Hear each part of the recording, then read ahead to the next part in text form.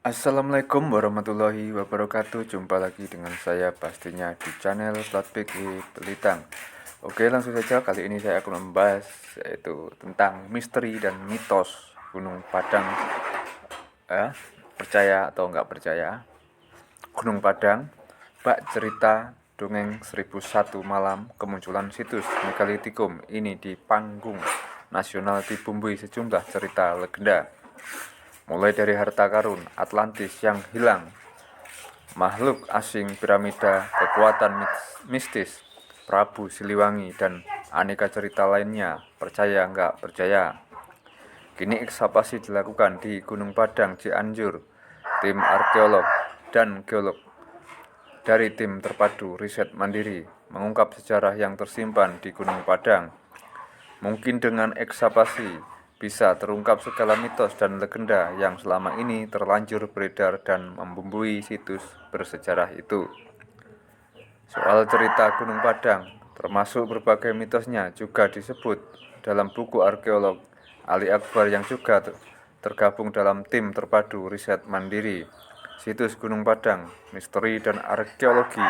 Ali memasukkan mitos Gunung Padang ke dalam bab tersendiri, yakni di bab 3.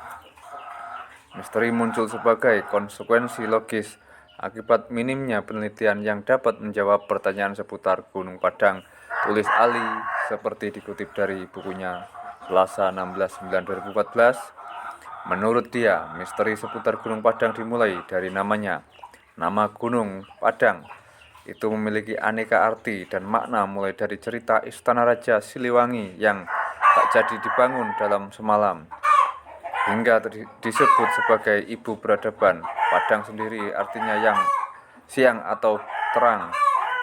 Ada masyarakat setempat yang mengaitkan dengan Jabal Nur atau Gunung Cahaya di Mekah. Gunung Padang memiliki pengertian berupa gunung atau bukit, dan padang yang dalam bahasa Sunda berarti siang, terang, atau cahaya. Di Gunung Padang manusia itu masyarakat mendapat pencerahan atau cahaya yang acan menerangi kehidupan di dunia nyata dan dunia gaib, tulis Ali. Kemudian soal bagian-bagian di Gunung Padang. Ada 5 teras di Gunung Padang, di mana puncak tertinggi diyakini penduduk setempat sebagai lokasi untuk bersemedi. Tak heran kalau teras tingkat 5 ini disebut eyang perbuka. Memang tak sedikit orang yang datang ke Gunung Padang bersemedi di teras tingkat 5 ini. Ali Akbar juga menulis di teras tingkat 5 ini ada juga gundukan batu bernama Eyang Praji Sakti.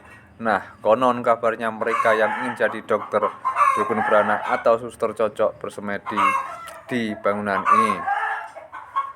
Ada juga cerita mengenai singgasana Prabu Siliwangi, tokoh yang melegenda di Jawa Barat.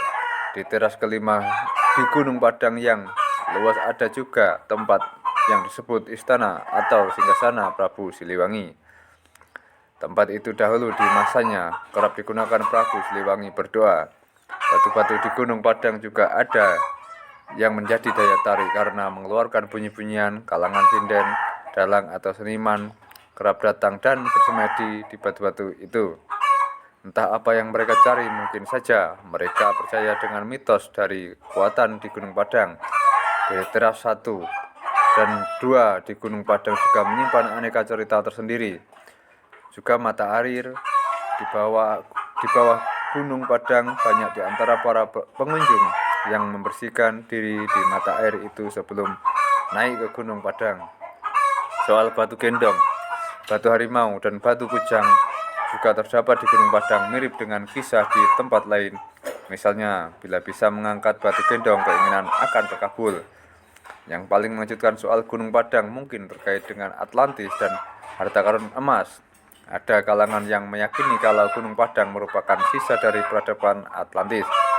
Hal ini terkait dengan keyakinan kalau Atlantis tak berada di Indonesia. Tapi soal ini memang masih menjadi tanya. Demikian juga soal harta karun emas, sebatas cerita dari mulut ke mulut saja soal emas ini. Lagi pula puluhan tahun diekskavasi tak pernah ada temuan emas di kawasan ini. Misteri Gunung Padang merentang pada periode yang sangat panjang. Misteri tersebut patut disambut sebagai bahan evaluasi bahwa masih banyak yang harus dilakukan oleh para ilmuwan dan peneliti di Gunung Padang dan sekitarnya. Tutup Ali. Oke, terima kasih. Mungkin hanya itu saja yang bisa saya sampaikan dan semoga bermanfaat. Dan saya akhiri. Wassalamualaikum warahmatullahi wabarakatuh.